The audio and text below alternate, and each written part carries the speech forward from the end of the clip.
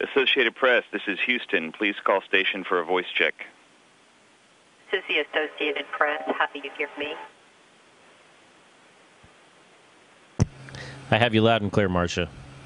Well, greetings, Commander Kelly from the Kennedy Space Center. Good to see your face. Overnight, your brother put out an encouraging tweet. He said yesterday was a huge day for Congresswoman Giffords and that she had made lots of progress. Could you provide any details, please? Well, I certainly wouldn't want to provide any details above what he put out in the tweet. I did talk to him today, and he said she is improving, and she's improving every day, so that's very encouraging. How is Mark holding up, and has he decided yet whether to fly aboard Endeavour or not? Well, he's holding up very well. I think he's doing about as best as anyone could in this situation. He's concentrating on Gabby's care, but he's also been going back to work. And as far as him making a decision, I think we'll hear something about that soon. I know he needs to certainly consult with NASA management on that, but I'm encouraged we'll hear something about that fairly soon. Well, I can only imagine how hard a decision this is for him. I'm wondering, does he tend to lean one way or another? Is this something he's been struggling with personally, which way to choose?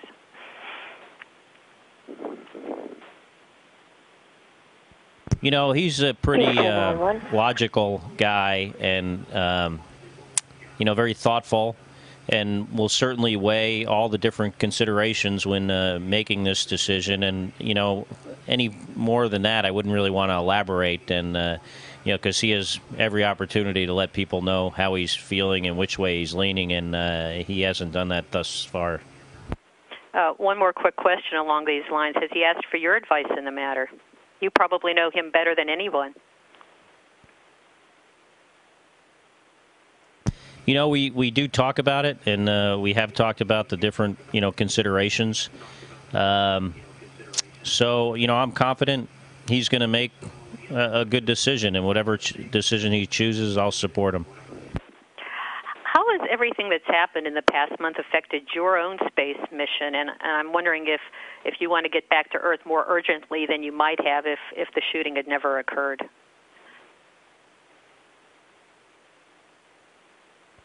That's a tough question. Certainly I would want to be on Earth and there to support my brother and, my children, other family and friends through this. But at the same time, I recognize that I have a responsibility here, and, that's kind of the cards I was dealt. So I never really felt like I wanted or needed to get back to Earth as soon as possible because it wasn't a possibility. So it's something I really didn't consider. As far as how my life has changed here, I certainly spend more time on the phone now than I did prior to the incident. Whereas I used to spend time looking out the window and taking pictures on Earth and the little spare time that we do have. Now, much of my spare time is taken up with phone calls and email, and so it has changed somewhat. Have you managed to compartmentalize your life as astronauts are trained and to do, and even maybe it's an innate ability to just really focus on the job at hand? Has that been especially difficult for you, more so than you might have imagined, or no? No, it really hasn't. I think, from the background I came, military pilots, and actually, people from other backgrounds are the same way. We're very good at compartmentalizing, like you said, and it's a word the military uses. In other words, focusing on what your responsibility, what your task is in the immediate time, so to speak, and trying to separate that from larger, more kind of global things that are happening around you. So really to kind of focus in on what your responsibilities are. My brother certainly is very good at that. So, if he does choose and NASA management chooses for him to, fly this mission, allow him to fly this mission, I am absolutely 100% confident that he will have no problem fulfilling his responsibilities the same way as if this incident would have never occurred. Well, Commander, it's been a pleasure speaking with you today. Godspeed to you and your entire crew. Thank you very much, Marcia.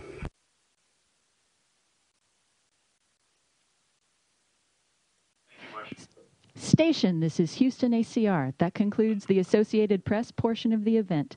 Please stand by for a voice check from the New York Times.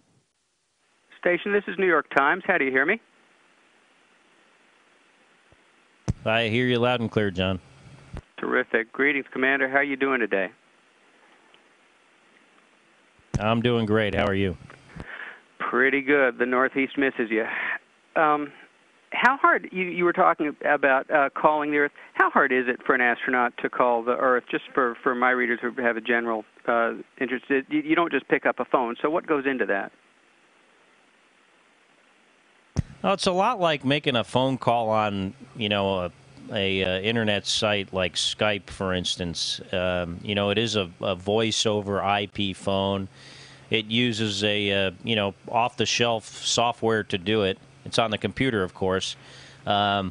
So it's no harder than that. The other one of the requirements we have is we need to have a KU antenna signal with the ground, which we don't have all the time. So there's probably 25% of the time, maybe a little bit less at certain times, we don't have the capability to make a call. So you're always looking, when you're thinking about calling, whether you have KU availability, and then how much time you have left. So a lot of times, if you're on the phone call with somebody, you got to cut it short.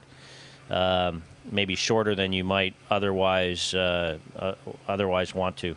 So it's not hard. In the past, when you were on orbit and something like the family crisis you've had happen, you wouldn't have this kind of contact. Has the amount of contact you've had helped, hurt? How has it been for you? I think it's absolutely great. I mean, not only have I had the capability to use the phone, but we have email that is synced with a ground email account several times a day. But we also have an internet connection that is real time. It's kind of like dial-up, so it's pretty slow.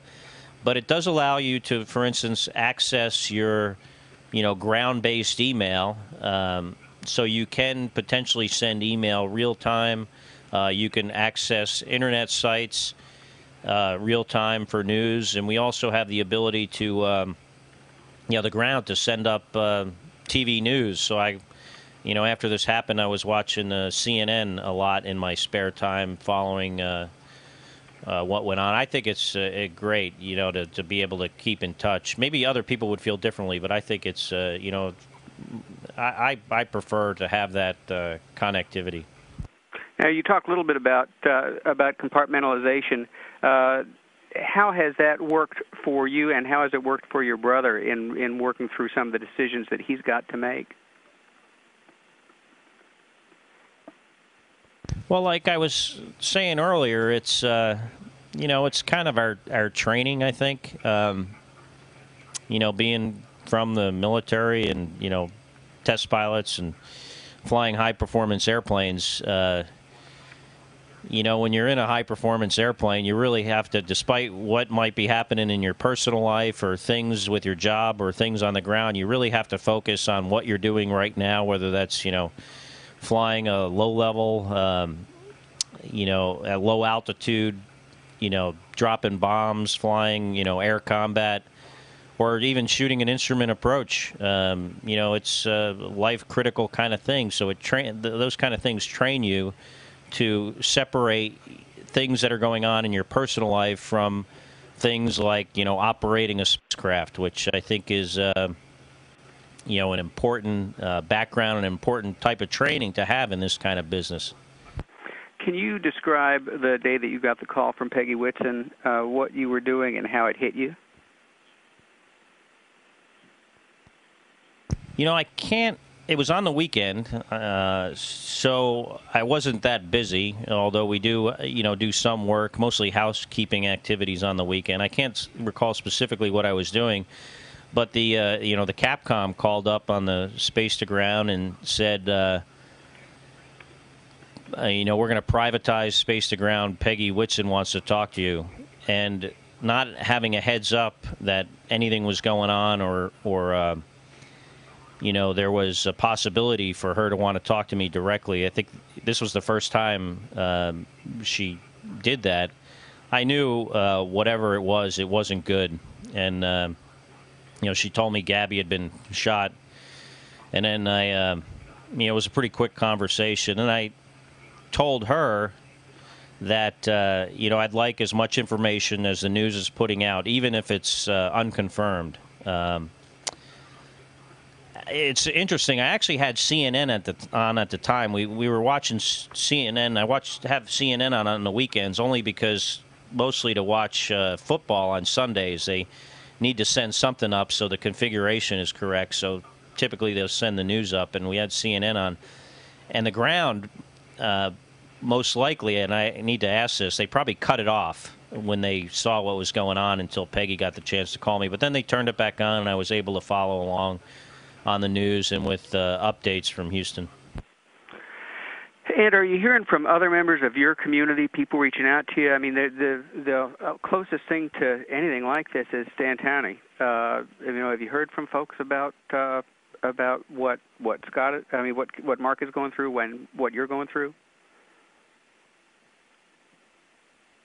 Actually, they actually called Dan in on the day this happened, so he was, on console as one of the Capcoms when Gabby was shot.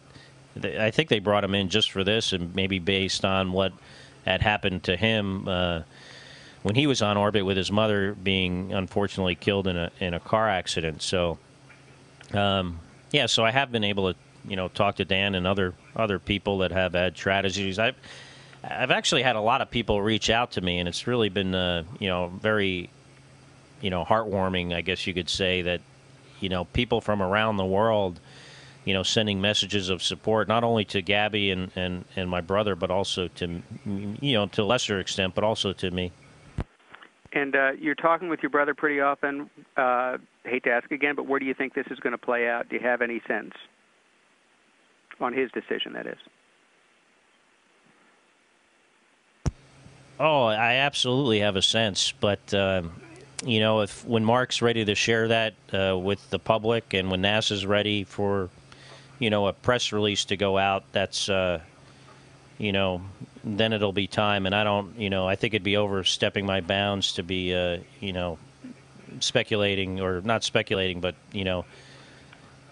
publicly stating how I think he's going to, and what NASA's decision is going to be. I actually don't know what NASA's decision is going to be. That's between, our internal management. But I have talked to my brother, and I'm pretty sure I know which way he's leaning. Terrific. Hey, thanks so much for talking with me today. My pleasure, John. Station, this is Houston ACR. That concludes the event. Thank you very much.